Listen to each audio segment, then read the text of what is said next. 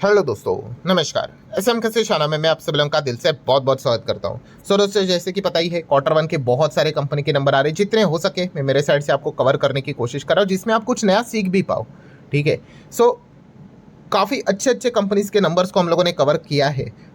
काफ़ी लोगों ने ये भी मैसेज कमेंट सेक्शन में यहाँ पे लिखा था कि सर क्या सब अच्छे ही नंबर्स यहाँ पे आ रहे हैं। तो दोस्तों ऐसा नहीं। तो चलिए इस वीडियो में हम लोग बात करने वाले एक ऐसी कंपनी जिसके नंबर्स हम लोग को खराब देखने को मिल रहा है, और ऐसी आपको कितनी सारी कंपनियां मिलेगी। पर दोस्तों ये कंपनी कोई ऐसी वैसी कंपनी नहीं, काफ़ी बड़ी कंपनी है और अपने सेक्टर का लीडर है। यस, मतलब जिस सेगमेंट में काम करती है ना, ये नंबर वन पोजीशन पे है वहाँ पे। अब इसके नंबर इस प्रकार से आप आया है, तो लेट्स सी बाकी सेक्टर से जुड़ी हुई जो कंपनियां हैं उनका भी रिएक्शन कल हम लोग को देखने को यहाँ पे मिलने वाला है। और दोस्तों मज़ेदार बात क्या रहती है, देखिए जब भी नंबर्स आप पढ़ते हो ना, मैंने काफ़ी बार आपको ये चीज़ समझाई है। वैसे तो काफ़ी लोग पूछते भी है, थोड़ा सा डिटेल में बता देना किसी और मतलब वीडियो में। तो चलिए इसी वीडियो में मैं वो चीज़ आपको बता देता हूँ। मतलब क्या है, देखिए दो चीज़ होती है, एक होता है शॉर्ट टर्म और एक होता है लॉन्ग टर्म। ठीक है, लॉन्ग टर्म से रिलेटेड अगर हम बात कर लेना दोस्तों, तो इस कंपनी के नंबर्स काफ़ी खराब आए हैं। तो शॉर्ट टर्म क्या होता है, तो शॉर्ट टर्म वो मतलब जब भी मैं चीज़ वर्ड यूज़ करता हूँ कि भाई नंबर्स तो लॉन्ग टर्म के हिसाब से बढ़िया है या फिर लॉन्ग टर्म के हिसाब से खराब है, पर शॉर्ट टर्म के हिसाब से डिफरेंट हो सकते हैं। इसका अर्थ क्या है, तो दोस्तों शॉर्ट टर्म मतलब होता है वही एस्टिमेट वाली चीज़। ये जो दाव लगाए जाते हैं ना, ये शॉर्ट टर्म के हिसाब से रहते हैं कि अभी मान लो अभी कल भी कितने सारे कंपनी के नंबर आएंगे, तो उसके ऊपर भी दाव लगाया जाता है। ठीक है, वो दाव होता है वो शॉर्ट टर्म के हिसाब से। मतलब ये जो एस्टिमेट वाला जो खेल होता है ना, वो हमेशा शॉर्ट टर्म का रहेगा। ठीक है, हर वक्त क्वार्टर के नंबर्स आते हैं, क्वार्टर 1 2 3 4 1 2 3 4 चलता रहता है, तो दाव लगाया जाता है भाई कि बस आज के मैच में ये कितना स्कोर करेगा। ठीक है, लंबी अवधि के लिए उनका कोई वास्ता नहीं रहता है।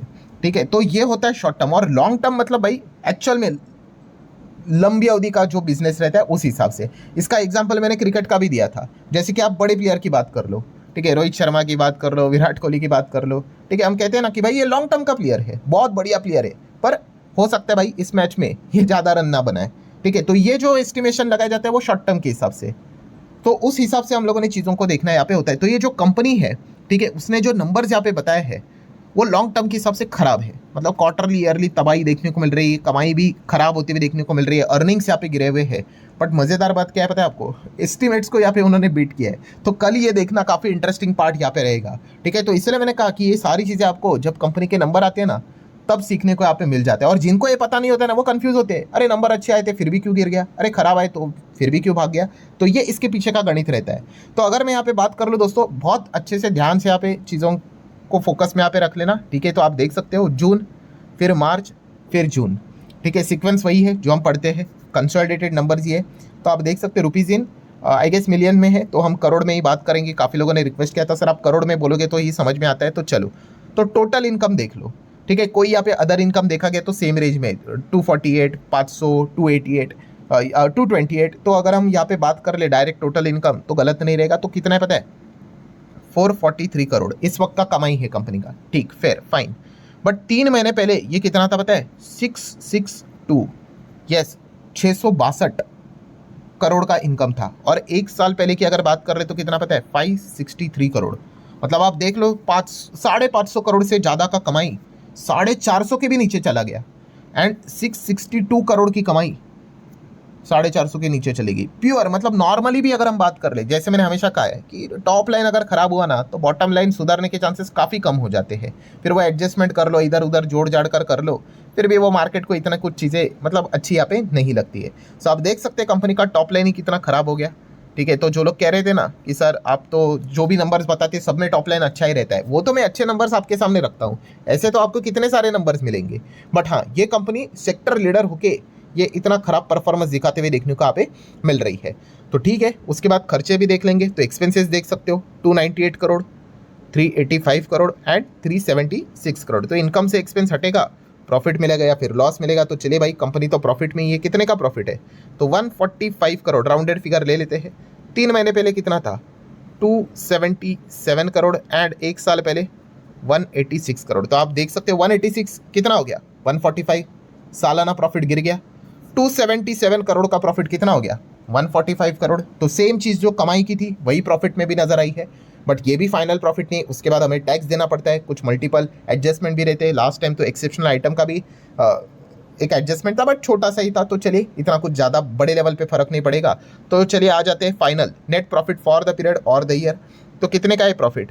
तो ये है 120 करोड़ का प्रॉफिट इस वक्त का।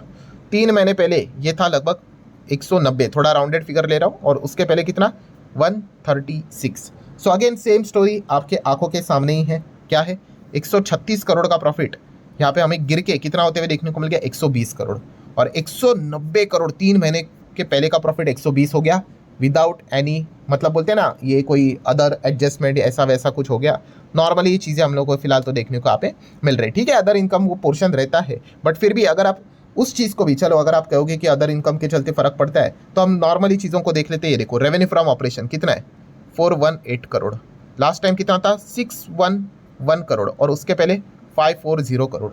लो 540 का 418, 611 का 418। तो कहानी तो वही है, क्वार्टरली ईयरली हमें बहुत अच्छी खासी पिटाई कुटाई होते हुए देखने को मिली है। रही बात किस चीज़ की? अभी रही बात यहाँ पे ईपीएस की। अब ईपीएस क्या ही बताएगा भाई, जो यहाँ पे नेट प्रॉफिट रहेगा वही ईपीएस है। 2.13 का ईपीएस लास्ट टाइम था, 3.38, और उसके पहले था 2.43। तो क्वार्टरली भी अगर बात कर ले तो 3 का 2 रेंज में आ गया, यहाँ पे 2.43 का रेंज था, 2.13 आ गया। तो सेम वही कहानी, जो कमाई से स्टार्ट हुई, जो प्रॉफिट पे भी आई, एंड वही चीज़ अर्निंग में भी आई। तो आप यहाँ पे देख सकते हो दोस्तों, यहाँ पे तीनों चीज़ें हम लोग को खराबी देखने को यहाँ पे मिल रही है, मतलब प्रीवियस जो भी डेटा था उस हिसाब से। सो इस प्रकार के आंकड़े लॉन्ग रेंज वालों को यूजुअली अच्छे यहाँ पे नहीं लगते हैं। पर जैसे मैंने आप लोगों को यहाँ पे बताया कि मज़ेदार बात यहाँ पे क्या रहती है, यस, कि शॉर्ट रेंज में क्या, अच्छा सबसे इंपॉर्टेंट चीज़ भाई, ये कौन सी कंपनी है? तो 2006 में ये कंपनी स्टार्ट हुई थी, जिसका नाम है एंथम बायोसाइंस। यस दोस्तों, एंथम बायोसाइंस की अगर हम लोग यहाँ पे बात कर ले तो एक कौन से सेगमेंट में यहाँ पे काम करती है, तो आप देख सकते हैं, is in the business of providing CRDMO services and manufacture and sale of speciality ingredients. मतलब CRDMO मतलब क्या है यहाँ पे? तो कॉन्ट्रैक्ट रिसर्च, ठीक है, डेवलपमेंट मैन्युफैक्चरिंग, उसमें एक कंपनी काम करती है। मतलब ये कौन से सेगमेंट से बिलोंग करती है? हेल्थ केयर, फार्मास्यूटिकल्स, बायोटेक्नोलॉजी, उसमें काम करती है। और इसमें खास बात क्या है इस कंपनी में, कि ये जो हम लोगों ने पढ़ा CRDMO की अगर बात करें, 90-85% बिजनेस यही से आता है।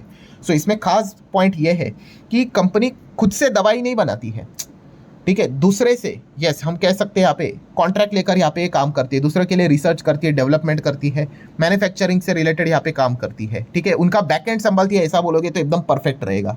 तो इससे रिलेटेड इस कंपनी का हमें बिजनेस देखने को मिल जाता है। बट अभी जैसे मैंने आप लोगों को बताया कि जिस भी स्पेस में काम करती है उसमें ये नंबर 1 पे है, ठीक है, नंबर 1 पे।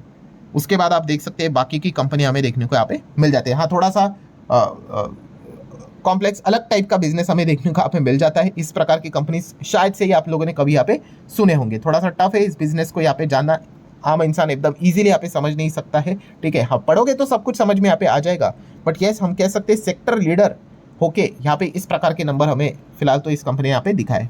अब रही दोस्तों सेकंड एंगल वाली बात, मजेदार वाली बात, एस्टिमेट।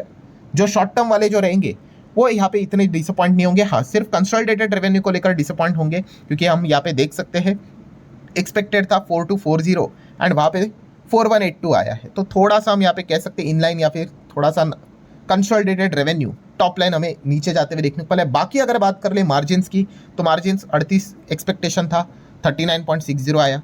देन उसी के साथ साथ EBITDA की अमाउंट की बात करें 1600 एक्सपेक्टेड था, 1755 आया। एंड EPS 1.80 एक्सपेक्टेड था, 2 के ऊपर आया।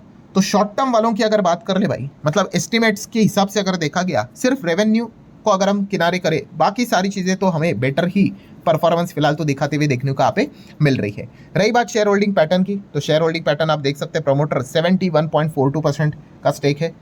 FIS की बात करें तो 2.5%, इतने ज़्यादा नहीं है। DS काफ़ी इंटरेस्टेड है, पहले तो 7% थे, 11 हो गए, अब तो 13.5% हो गए, ठीक है। एंड पब्लिक की अगर बात करें तो 12.5% का स्टेक फिलहाल तो पब्लिक का नज़र आ रहा है। प्रमोटर 71 के ऊपर स्टेक होल्ड करते हैं, बट है कितने गिरवी? तो गिरवी तो भाई आपके सामने ही जवाब आपको मिल जाएगा, कोई भी शेयर गिरवी यहाँ पे नहीं है।